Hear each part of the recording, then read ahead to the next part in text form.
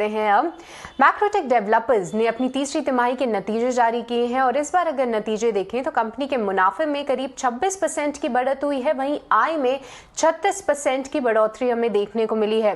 Company के नतीजों पर एमडी और सीईओ अभिषेक लोधा से हमने खास बातचीत की है, चलिए आइए उससे सुनते हैं। अभिषेक, जिस तरह से हम नतीजे देख रहे हैं यहाँ पर ऑफ कोर्स मुनाफे के फ्रंट पर बढ़ोतरी देखने को मिल रही है, साथ ही मार्जिन्स जो हैं यहाँ पर भी एक राइज देखने को मिल रहा है।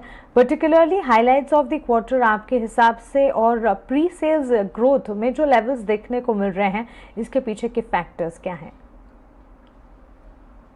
मानसी,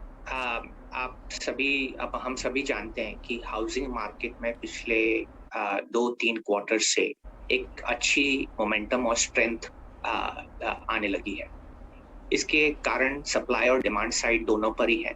सप्लाई साइड पर आप देखेंगे कि अब लोग केवल बड़े इस्टेब्लिश ब्रांड से खरीदते हैं। इस कारण से सप्लाई मॉडरेट है और डिसिप्लिन्ड है, तो ऐसा नहीं है कि ओवर सप्लाई आने वाली है या है। उसके कारण से प्राइसेस की ग्रोथ अब शुरू हो गई है। इस साल हमें लगता है, और जो हमारे प्रोजेक्ट में हमें दिख रहा है, कि करीबन 5% प्राइस ग्रोथ होगी और इस प्राइस ग्रोथ के कारण से लोगों का मन करता है कि अब जल्दी खरीदें। डिमांड साइड पे आप देखेंगे कि हाउसिंग मॉर्गेजेस, जो हाउसिंग लोन्स हैं, वो अच्छी दरों पर बैंक दे रही हैं। कोविड और वर्क फ्रॉम होम या स्टडी के होम कारणों से लोगों को लगता है कि बड़ा घर हो, अच्छा घर हो। और इसके अलावा जनरली जैसे भारत में डेमोग्राफिक्स हैं, नए परिवार बन रहे हैं, लोगों की शादियां होने के बाद में लोग अपना खुद का घर चाहते हैं। इन सब कारणों से घरों की डिमांड बड़ी सॉलिड है।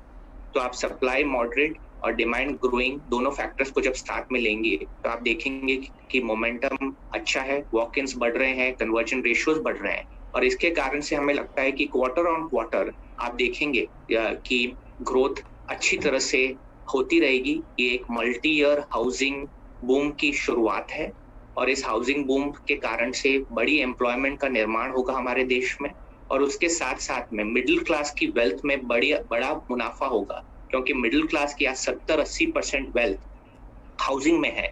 और जैसे हाउसिंग प्राइस मॉडेस्टली बढ़ेंगी वैसे मिडिल क्लास की वेल्थ में बड़ा इंक्रीज होगा। बिल्कुल, एक घर होने की ज़रूरत और एक घर होने की अहमियत, जिस तरह से आपने हमें समझाया है, काफ़ी ज़्यादा इंसाइटफुल इंफॉर्मेशन हमें मिल रही है। और of course housing sector, real estate sector के लिए आगे भी स्थिति जो है अच्छी ही रहने के पूरे अनुमान भी हैं। बजट से भी काफ़ी कुछ है जो कि अनुमान लगाकर हम चल रहे हैं। लेकिन साथ ही अगर कोरोना की स्थिति के बाद की सिचुएशन को समझने की कोशिश करें, आपके कारोबार के लिए क्या अब स्थिति नॉर्मल होती हुई दिख रही है? इंक्वायरीज और विजिट्स, क्या ये सिचुएशन फिलहाल नॉर्मलाइज हुई है? जी, जो थर्ड वेव कोविड की आई ओमिक्रॉन के कारण से, उसको हमारे देश ने एक अच्छी तरह से सामना किया।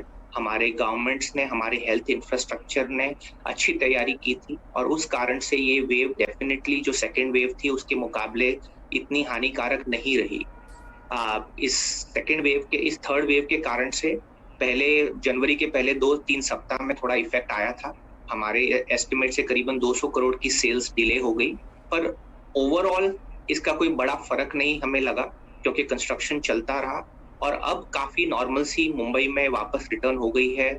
ऑफिसेस खुलने लगे हैं, स्कूल्स खुल गई हैं, और इस कारण से हमें लगता है कि ओवरऑल जो हमारा गाइडेंस है इस साल का 9,000 करोड़ की सेल्स का, उसके ऊपर कोई बड़ा इसका असर नहीं पड़ने वाला, एंड हम हमारे गाइडेंस को मेंटेन कर रहे हैं।